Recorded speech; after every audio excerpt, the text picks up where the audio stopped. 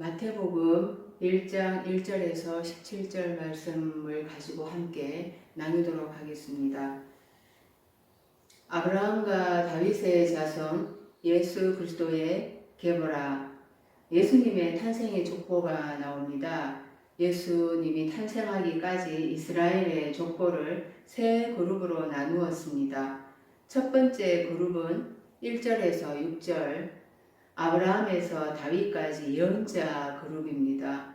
두 번째 그룹은 6절에서 11절, 다윗에서 바벨론으로 사로잡혀 갈 때까지 왕적 그룹입니다. 세 번째 그룹은 12절에서 16절, 바벨론에 사로잡혀 갈 때부터 그리스도까지 제사장 그룹입니다.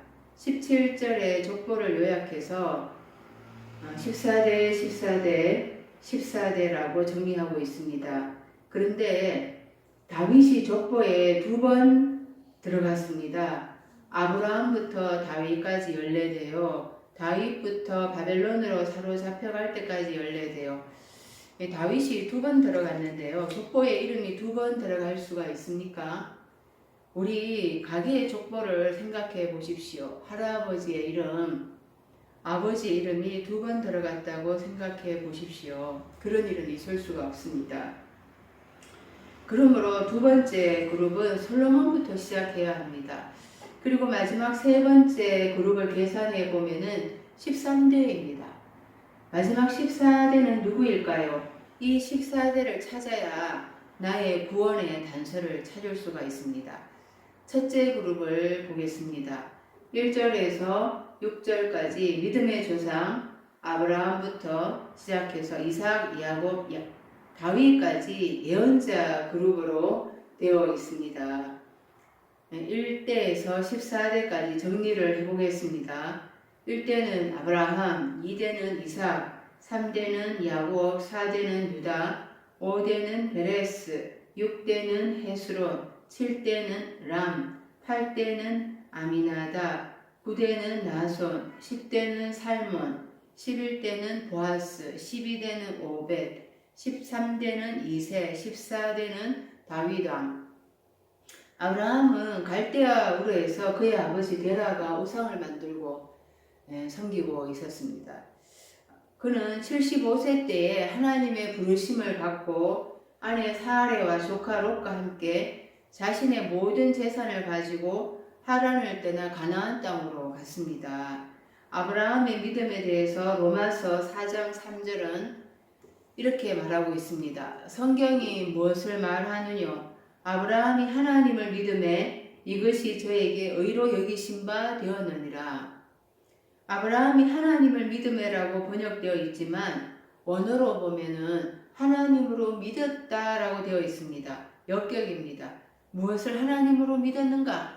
말씀을 하나님으로 믿었습니다. 보이지 않지만 말씀을 하나님으로 믿고 갈 바를 알지 못하지만은 떠난 것입니다. 그러나 아브라함이 말씀을 온전히 전적으로 하나님으로 믿은 것이 아닙니다. 아브라함은 하나님 앞에 허점이 있었고 불신앙으로 하갈을 취해서 이스마엘이라는 군쟁의 불씨를 남겼습니다. 그럼에도 하나님은 아브라함을 의롭다고 해주시는 은혜를 베푸셨습니다.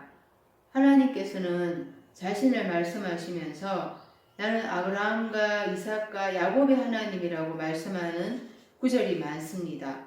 아브라함과 이삭과 야곱은 이스라엘을 대표하는 세 명의 족장입니다. 아브라함과 이삭과 야곱이라는 이 문구는 유대인들의 자랑이자 그들이 특권으로 여기는 그 하나님과의 특별한 관계를 나타냅니다. 하나님께서 이 세 명의 족장과 언약을 맺으셨습니다. 모든 유대인들은 자신들을 아브라함의 자손이라고 부릅니다. 유대인들은 하나님이 아브라함을 자기 백성의 조상으로 부르고 또 아브라함과 언약을 맺으셨기 때문에 자신들은 아브라함의 육체적인 혈통으로서 그 메시아가 도래할 때 모든 축복을 자신들이 받을 수 있다고 확신을 합니다. 창세기 15장을 보면 하나님께서 아브라함에게 나타나셨습니다. 아브라함이 하나님께 나는 자손이 없습니다 라고 하니까 하나님께서 하늘의 별과 같이 네 후손을 많게 해주겠다라고 약속을 하세요. 그리고 또 애굽 강에서부터 그 큰 강 유브라데까지 그 땅을 네 자손에게 주겠다라고 하십니다. 그 하나님이 아브라함과 언약을 하시면서 15장 17절에 해가 져서 어두울 때 연기나는 풀무가 보이며 타는 횃불이 쪼갠 고기 사이로 지나더라. 하나님이 타는 횃불이 되어서 스스로 그 쪼갠 고기 사이로 지나가시는데 이것은 자기 목숨을 내놓고 그 언약을 지키겠다라는 것입니다. 그런데 하나님만 언약을 하신 것이 아닙니다. 창세기 17장 9절에 하나님이 또 아브라함에게 이르시되 그런즉 너는 내 언약을 지키고 네 후손도 대대로 지키라. 네. 너는 언약을 지키고 또 후손도 대대로 이 언약을 지키라는 것입니다. 그리고 너희는 너희 중에 남자는 다 할례를 받으라. 이것이 나와 너희와 너희 후손 사이에 지킬 내 언약이니라. 그러니까 할례가 언약이라는 거예요. 네. 할례가 언약의 표징이라고 이야기하고 있습니다. 그래서 아브라함이 자기에게 하나님 말씀하신 대로 그 이스마엘과 또 자기 집에 있는 모든 남자를 데려다가 그 양피를 뵙니다. 나중에 이삭을 낳고도 또 할례를 행하지요. 네. 그런데 할례는 외적인 것을 이야기하지 않거든요. 하나님은 그 마음의 할례를 행하라고 한 것입니다. 그런데 외적으로는 할례를 행했지만은 이 마음의 할례, 이 마음의 할례의 언약이 아브라함의 후손들을 통해서 제대로 이어지지 않습니다. 야곱은 에서로부터 장자권을 빼앗아서 밧단 아람으로 도망을 가면서 베델에서 서원을 합니다. 창세기 28장의 20절 야곱이 서원하여 가로되 맹세는 이 하나님만이 하실 수 있는 거거든요. 그래서 너희는 자루나 우루나 맹세하지 말라 그랬어요. 왜냐하면 인간은 자신이 한 맹세를 지킬 수가 없기 때문입니다. 그런데 이 야곱은 서원합니다. 하나님이 나와 함께 계시사 내가 가는 이 길에서 나를 지키시고 먹을 양식과 입을 옷을 주사 나로 평안히 아비 집으로 돌아가게 하시오면 여호와께서 나의 하나님이 되실 것이요 내가 기둥으로 세운 이 돌이 하나님의 전이 될 것이요 하나님께서 내게 주신 모든 것에서 10분의 1을 내가 반드시 하나님께 드리겠나이다 하였더라. 자신이 맹세하면서 하나님이 또 이렇게 해주시면 자기에게 그 먹을 양식, 입을 옷, 또 아비 집으로 평안히 돌아가게 해주시면은 자기가 11조를 하겠다고 자기가 다 하는 거예요 지금. 하나님한테 이렇게 명령을 하면서. 그리고는 밧단 아람으로 가서 그 4명의 아내에게서 12명의 아들을 낳습니다. 이 요셉 빼고 또 요셉의 이 형들이 요셉을 팔아버리잖아요. 요셉은 환난 가운데서도 보디발의 아내의 유혹을 뿌리치면서 하나님 앞에 자신의 그 순수한 신앙을 지킵니다. 그러나 하나님의 언약이 이 거룩한 요셉을 통해서 이어지지 않고 며느리 다말과 행음하는 유다를 통해서 이어지는 것을 우리가 보게 됩니다. 창세기 49장 10절에서 야곱이 그 유다에게 축복을 하잖아요. 홀이 유다를 떠나지 아니하며 튀르사의 지팡이가 그 발 사이에서 떠나지 아니하시기를 실로가 오시기까지 미치리니 그에게 모든 백성이 복종하리로다. 그 유다에게서 이스라엘의 왕이 탄생할 것이고 그의 왕위가 또 메시아에게로 이어지며 그 나라가 영원할 것이라고 축복을 합니다. 이 하나님의 언약은 이 며느리 다말과 이 부끄러운 수치를 드러낸 이 유다를 통해서 그 하나님의 주권적인 은혜를 통해서 이어지는 것을 볼 수가 있죠. 그래서 다윗 왕으로 이어집니다. 이 하나님께서 다윗을 보시면서 뭐라고 말씀하셨는가 하면 이새의 아들 다윗을 만나니 내 마음에 합한 자라. 그러나 다윗이 어떤 죄를 저질렀습니까? 그 부하의 아내를 취해가지고 음행을 하잖아요. 그 다윗이 나단으로부터 그 죄에 대해서 지적을 받고 눈물로 기도하면서 하나님 앞에 해결을 합니다. 그 죄에 대해서 덮임을 받는 은혜를 입습니다. 그럼에도 불구하고 다윗은 그 자기의 음행의 결과로 그 낳은 아들이 죽는 아픔을 겪고 또 압살롬이 반역하는 등 죄에 대한 대가를 톡톡히 치르는 것을 볼 수가 있습니다. 두 번째 그룹은 6절 후반부터 11절까지 다윗부터 바벨론으로 사로잡혀갈 때까지 왕적 그룹입니다. 다윗부터 시작했지만은 솔로몬부터 시작해야 하는 것입니다. 솔로몬 왕은 이 전성기를 보내지만은 이 다윗의 죄가 계속해서 솔로몬으로 드러나고 죄가 왕성히 활동하는 것을 봅니다. 솔로몬은 열방과 정략적으로 혼인을 하면서 이 1000명의 첩을 둡니다. 그들이 다 이방신을 가지고 들어와서 유다가 그 우상의 아수라장이 되는 것입니다. 그 결과로 분단 국가가 되고 이 우상 숭배가 도를 넘어서 바벨론으로 끌려가는 그때까지 파국으로 치닫습니다. 이 두 번째 그룹의 족보를 정리하면 1대 솔로몬, 2대 로보암, 3대 아비야, 4대 아사, 5대 여호샤밧, 6대 요람. 이 중간에 아시아, 아달랴, 요아스, 아마시아는 누락이 됩니다. 7대 우시야, 8대 요담, 9대 아하스, 10대 히스기야, 11대 므낫세, 12대 아몬, 13대 요시야. 요 사이 여호아스와 여호야김이 누락이 됩니다. 14대 요고냐는 여호야긴의 바벨론식 이름입니다.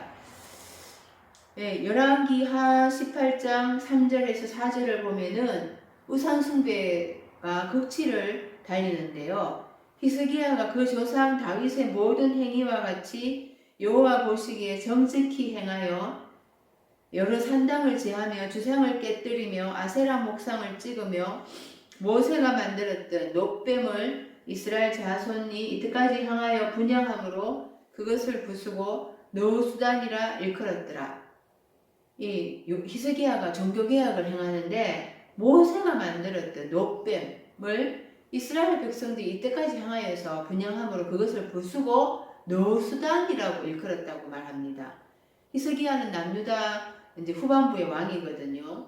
이 놋뱀이 뭐냐? 모세가 만든 구리 뱀의 이름입니다. 민수기 21장을 보면은 이스라엘 백성이 가나안 땅을 향해 가는데 에돔 땅으로 지나가면 빠르게 갈 수 있어요. 그런데 에돔 왕이 허락을 하지 않아서 길을 둘러가야 되니까 길이 험하잖아요. 힘드니까 원망을 합니다. 그리고서 애굽 생활을 그리워하면서 하나님 앞에 원망을 하고 불평을 하는 거예요. 그 하나님께서 그 불뱀을 백성 중에 보내어 백성을 물게 하심으로 이스라엘 백성 중에 죽은 자가 많은지라. 이스라엘 백성이 모세에게 기도해 달라 이렇게 하니까 하나님께서 모세에게 이르시되 불뱀을 만들어 장대 위에 매달으라. 물린 자마다 그것을 보면 살리라. 그 불뱀 때문에 죽었는데 이제는 또 치료제로 불뱀을 만들어 장대 위에 매달으래요. 물린 자는 누구든지 그 불뱀, 놋뱀을 바라보면 치료될 수 있다는 것입니다. 이 불뱀, 이 놋뱀, 이게 뭐냐? 이것을 사도 바울은 고린도후서 11장 3절에서 이렇게 해석을 합니다. 뱀이 그 관계로 하와를 미혹한 것 같이 너희 마음이 그리스도를 향하는 진실함과 깨끗함에서 떠나 부패할까 두려워하노라. 이 뱀이 하와를 미혹을 한 거죠. 그래서 하와가 보암직도 하고 먹음직도 하고 탐스럽기도 해서 미혹되어서 이 선악과를 먹는데요. 이스라엘 백성들이 뱀, 나아시 때문에 지금 물려서 죽는데, 예, 이 믿음이 너무 약하니까 다시 예, 가나안 땅으로 지금 인도에 들이기 위해서는 어쩔 수 없이 그 보암직하고 먹음직하고 탐스럽기도 한 그 뱀, 나으시, 그거를 지금 깃발로 세우고 가나안 땅에 들어가게 한 것입니다. 그걸 먹으면 결국엔 죽지만 어쩔 수 없이 믿음이 약하니까 가나안 땅까지 끌고 가야 되니까 그 뱀을 매달아서 그걸 들고 가나안 땅에 들어가게 한 것입니다. 예수님께서도 이 사건을 요한복음 3장 14절에서 언급을 하십니다. 모세가 광야에서 뱀을 든 것 같이 인자도 들려야 하리니, 이 든 것 같이 들려야 하리니, 이게 들다 이 뜻이 아니고 든다는 것이 아니라 높인다는 것입니다. 헬라어로 휩소스라는 단어를 사용하고 있는데요. 모세가 광야에서 뱀을 높인 것 같이, 예, 뱀을 높이다. 이스라엘을 그 뱀이 인도해 간다는 것입니다. 뱀을 장대 위에 매달아라. 장대가 아니라 깃발이에요. 깃발. 뱀의 깃발을 높였다라는 거예요. 그러니까 여호와 니시가 아니라 나하시 니시의 니시. 나하시 니시. 그 광야에서 이제 이스라엘 백성들이 행진해 가는데 이 뱀을 높이고 뱀의 깃발을 만들어 높이고 우리는 뱀의 군대입니다. 이러면서 진군해 가는 거예요. 예. 가나안을 향해 가는 이스라엘 백성을 누가 인도해 간 것인가요? 뱀이 인도해 간 것입니다. 사단이 인도해 간 것입니다. 이스라엘이 또 가나안 땅에 들어가서 하나님을 섬긴 게 아니에요. 개판 5분 전이에요. 우상을 섬기고 있었잖아요. 외적으로는 하나님을 섬긴다 하지만은 그들의 마음은 우상으로 점철되어 있었어요. 그래서 하나님이 바벨론으로 끌고 가시는 거죠. 예수님 모셨을 때도 마찬가지입니다. 그 유대인들이 기독교적인 그 외적인 행위들, 신앙의 행위들은 하고 있었지만은 예수님이 너희 아비는 마귀라고 했어요. 너희 아비는 마귀라. 유대인들을 향하여서 그 이스라엘이 노뱀 들고 가나안 땅에 들어갔어. 그 가나안 땅에 그 이스라엘 백성들을 노뱀이 지배하고 있었다는 겁니다. 예수님 오셨다는 것은 그 노뱀으로부터 건져내는 거예요. 이 문장을 해석을 할 때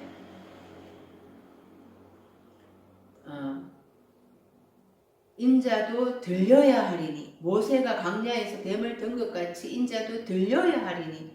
그래서 이 예수님을 십자가에 매다는 거다, 예수님의 죽음을 의미하는 거다 라고 이렇게 해석을 하는데요. 그것은 천주교에서 하는 겁니다. 그 예수님을 십자가에 매달아 놓고 그것을 쳐다보면 산다. 기독교의 예수님은 부활하셨어요. 그래서 빈 몸뚱아리입니다. 예수님 부활하셨어요. 모세가 광야에서 뱀을 높인 것 같이 인자도 높임을 받아야 하리니, 이태의 높임은 부활과 성천을 의미합니다. 십자가는 높아진 것이 아니라 낮아진 거죠. 예수님은 그 십자가에 죽으셨다. 이것은 이제 낮아진 거죠. 근데 높인다. 이거는 부활과 성천을 이야기하는 것입니다. 이 가나안 땅에 노뱀이 지배하는 그 신앙으로부터 예수님은 그 노뱀으로부터 그 점치는 것, 예언하는 것, 이런 신앙에서 건져내시고자 오신 것입니다. 목사들이 점을 치고 예언하고 병을 고치면은 많은 사람들이 예수님 때와 마찬가지로 병 고치기 위해서, 문제 해결받기 위해서 모여듭니다. 임금 삼으려고 합니다. 그러나 예수님은 도망가셨어요. 아들 합격하겠습니까? 직장 어떻게 되겠습니까? 그 아파트 어떻게 되겠습니까? 뭐 이런 쪽으로 뭐 점치는 예언하는 이런 거 바로 이런 게 바로 나으시인 것입니다. 그 교회에서부터 그런 신앙으로 가나안 땅에서 이스라엘 백성들이 그렇게 나으시를 섬기고 있었죠. 결국 남유다가 우상 숭배의 결과로 바벨론에 멸망을 하게 되고 포로로 잡혀갑니다. 그럼에도 불구하고 하나님의 신실하신 언약은 파기되지 않습니다. 그 언약의 유효함을 예레미야 28장 4절에서 볼 수 있습니다. 내가 또 유다왕 요야김의 아들 여고니야와 바벨론으로 간 유다 모든 포로를 다시 이곳으로 돌아오게 하리니 이는 내가 바벨론 왕의 멍에를 꺾을 것임이니라 여호와의 말이니라 하셨다 하는지라. 지금 포로가 되었지만 70년이 지나면은 내가 반드시 돌아오게 하겠다. 여호야김의 아들 여고냐를 다시 돌아오게 하겠다. 내가 바벨론 왕의 멍에를 꺾겠다. 이 아브라함과 이삭과 야곱에게 했던 그 언약이 계속해서 유효하다는 것입니다. 이 세 번째 그룹을 지나면은 이제 바벨론에서 이스라엘 백성들이 돌아옵니다. 그리고 신구약 중간기를 지나면서 예수님이 오시는데 예수님 때까지 그 언약은 유효합니다. 그러므로 아브라함에게 했던 언약은 우리에게까지 유효하다는 것입니다. 세 번째 그룹은 바벨론에 사로잡혀가서 그리스도 예수까지 12절에서부터 17절까지입니다. 족보를 정리해보면 1대 스알디엘, 2대 스룹바벨, 3대 아비훗, 4대 엘리야킴, 5대 아소르, 6대 사독, 7대 아킴, 8대 엘리읒, 9대 엘르아살, 10대 마단, 11대 야콥, 12대 요셉, 13대 예수 그리스도, 13대의 예수님의 족보로 끝이 납니다. 14대가 아닙니다. 총 지금 41대지요. 마지막 14대가 없습니다. 근데 여기에서 참 특이한 게 있어요. 중복해서 나타나는 이름이 있습니다. 야곱입니다. 야곱이 첫 번째 그룹에 그 세 번째에 나타나잖아요. 아브라함이 이삭을 낳고 이삭은 야곱을 낳고, 그런데 지금 또 마단이 또 야곱을 낳고, 그리고 이제 또 야곱은 또 요셉을 낳고, 그래서 또 요셉이 그리스도를 낳습니다. 1장 20절에 그때 주의 사자가 요셉에게 현몽하여 요셉아 이렇게 하면서 네 안에 마리아 데려오기를 무서워하지 말라 이렇게 말을 합니다. 현몽하여 꿈에 나타난다 이 말인데, 꿈에 나타난다고 지금 이제 되어 있지만 꿈에 나타나면은 엔 오나르라고 해야 됩니다. 헬라어로. 그런데 지금 카토나르 띄었으면은 카타 오나르 꿈을 쫓아서 이런 말입니다. 카토나르 꿈을 쫓아서. 그래서 지금 꿈 얘기를 이제 하고 있는데요. 이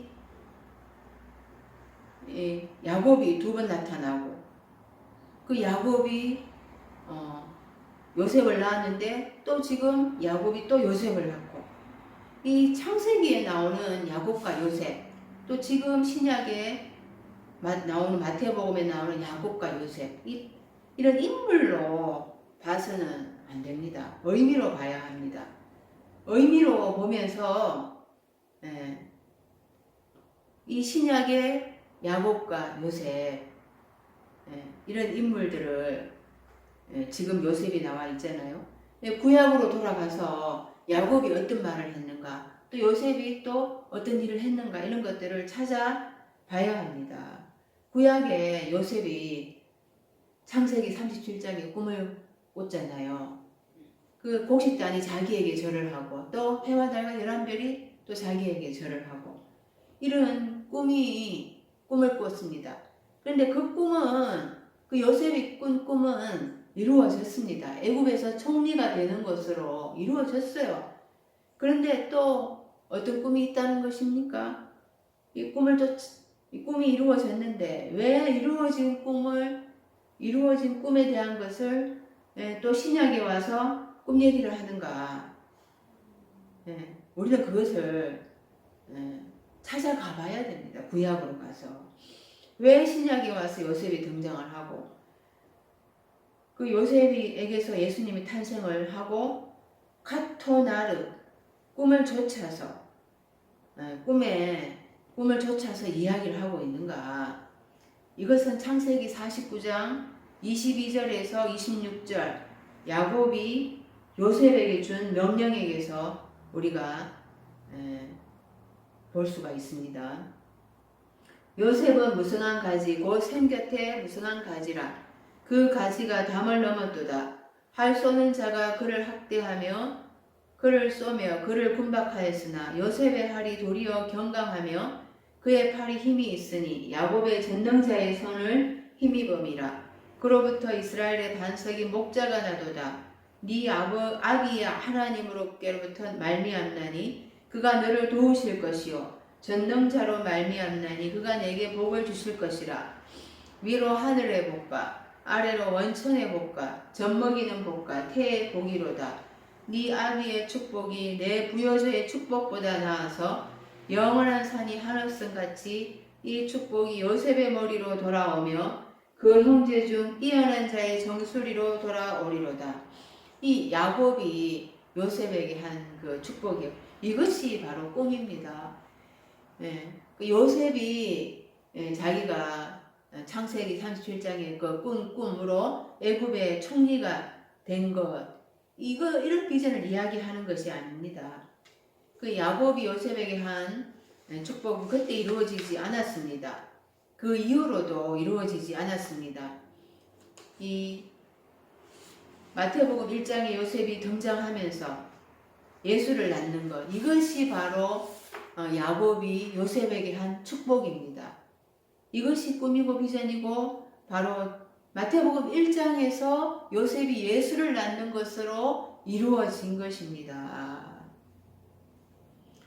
요셉이 예수를 낳는 것, 이것이 바로 기독교의 꿈이고 비전인 것입니다.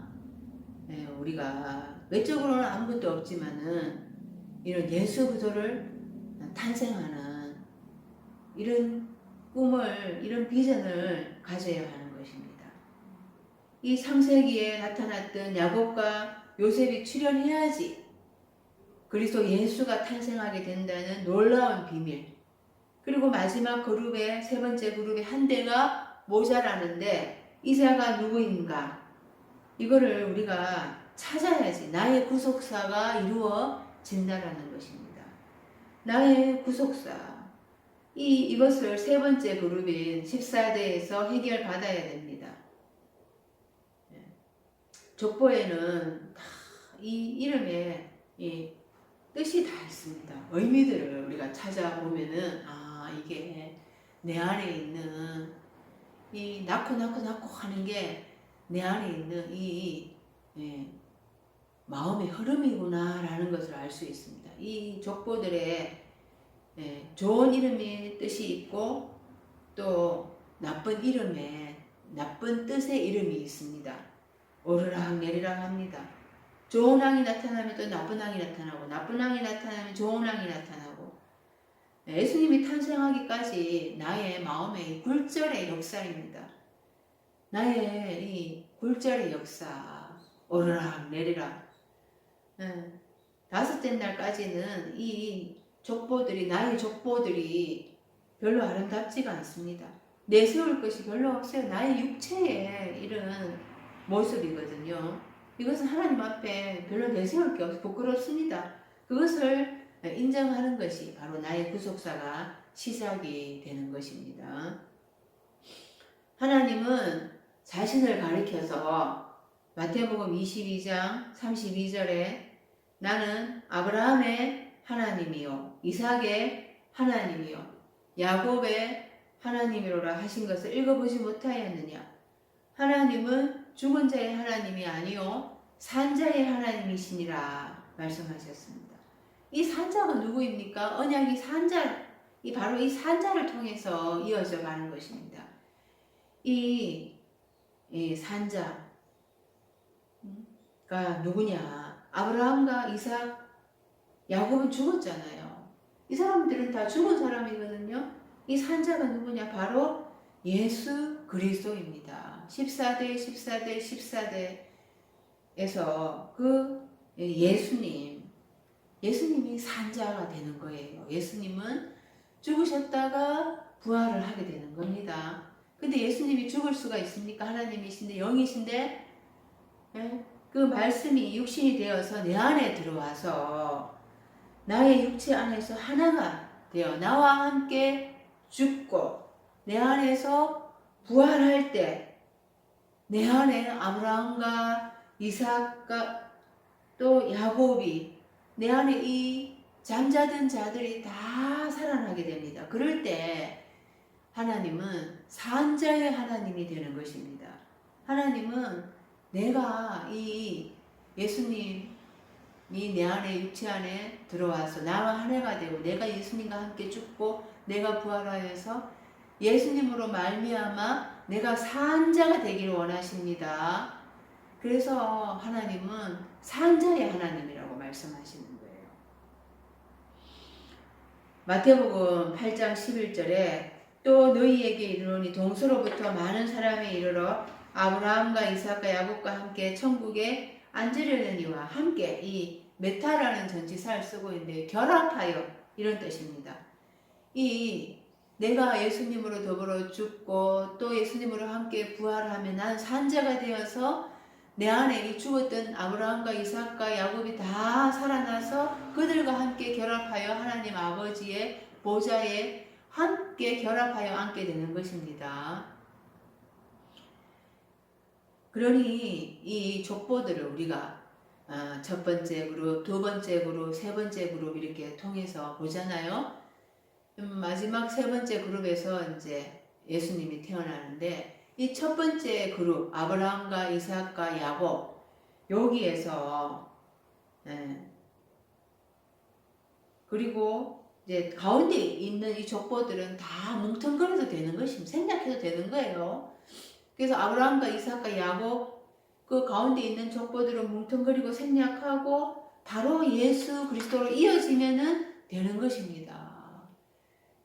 그래서 그리스도 예수가 내 안에 탄생을 하고 내가 예수님으로 이제 산자가 되면은 그게 바로 하나님의 언약이 나에게까지 이루어지는 것이죠. 이 아브라함과 이삭과 야곱에게서 곧바로 우리는 이런 중간에 이런 우상 숭배하고 나시 니시를 섬기는 그것을 깃발로 알고 섬기는 그런 제약된 하나님 앞에 그런 범죄하는 신앙생활을 안 하고 곧바로 예수님으로 넘어가면 참 좋은데 우리 인간이 제약이 있기 때문에 본성상 인간의 본성상 타락하고 그러니까 혼돈하고 공허하며 허감이 깊음이 있기 때문에 참 그게 안 되는 거예요. 그래서 그런 뱀을 섬기면서도 내가 하나님을 잘 섬긴다. 유대인과 같은 신앙생활을 하고 있는 것입니다. 예수님이 유대인들을 향하여서 너희 아비는 마귀라고 했잖아요. 그러니까 우리가 유대인과 같이 그 마귀를 사단을 따라가고 있는데도 깨닫지 못하고 있는 거죠. 마태복음 3장 9절에 속으로 아브라함이 우리 조상이라고 생각하지 말라. 내가 너희에게 이르노니 하나님이 능히 이 돌들로도 아브라함의 자손이 되게 하시리라. 돌이 에벤이거든요. 히브리어로. 이 에벤은 알렙과 벤이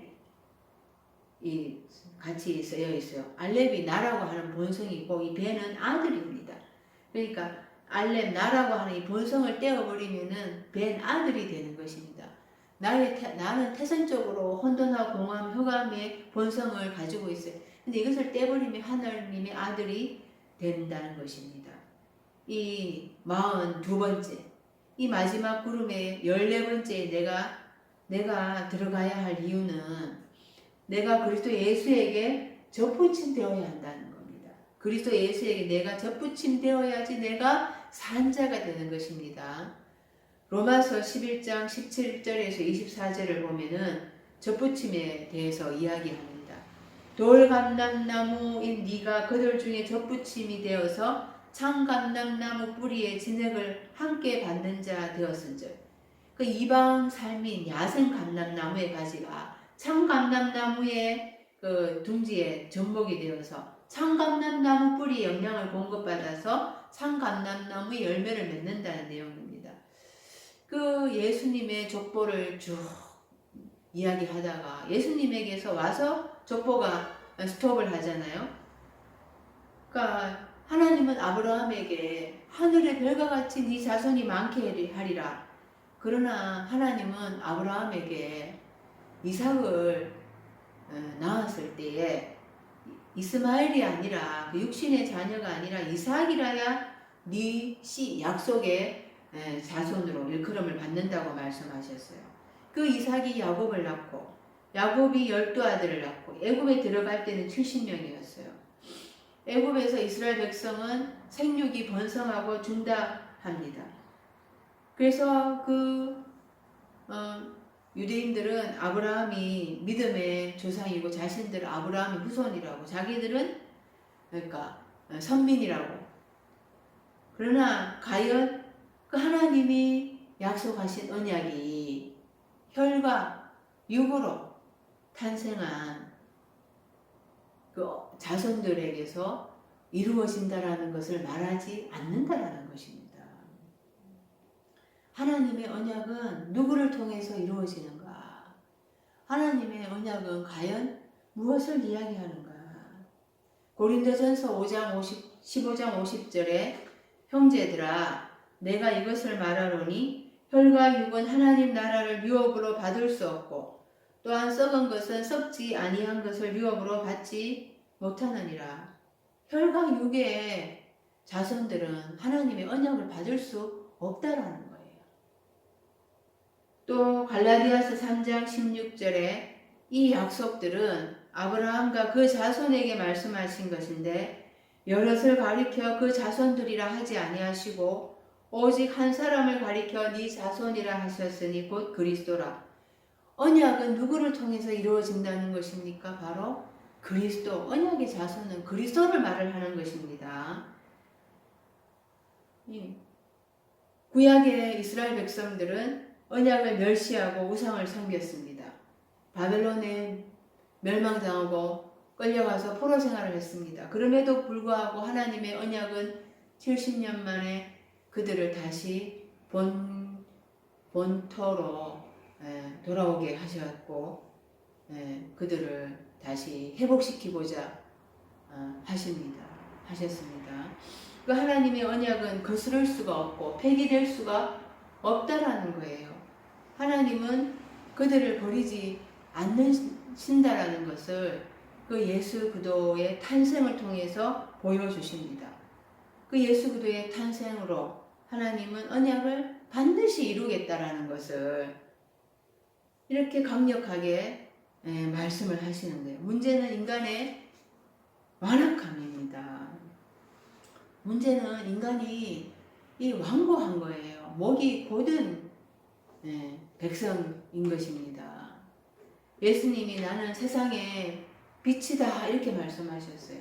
그런데 빛이 어둠에 와서 비추지만은 어둠이 깨닫지 못합니다.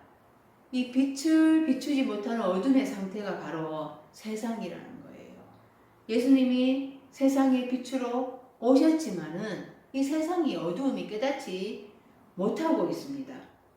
사도 요한은 빛을 깨닫지 못하는 어둠의 상태에 있는 유대인들을 향해서 바로 세상이다 라고 이야기하고 있습니다.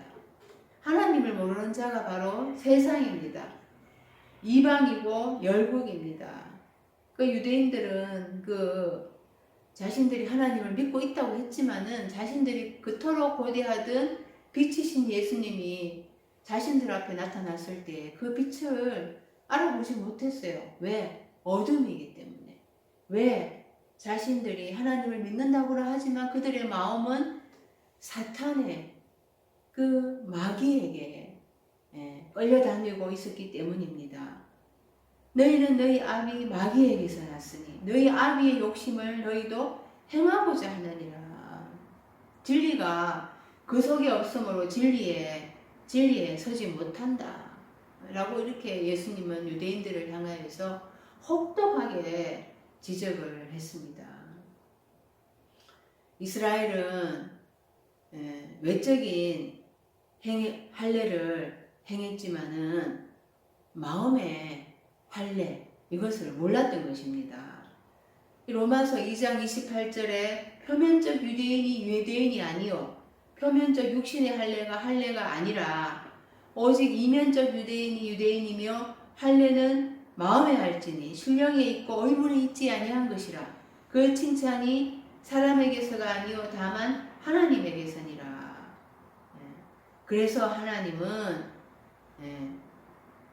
예레미야 31장 31절에 보라 날이 이르리 내가 이스라엘 집과 유다 집에 새 언약을 맺으리라.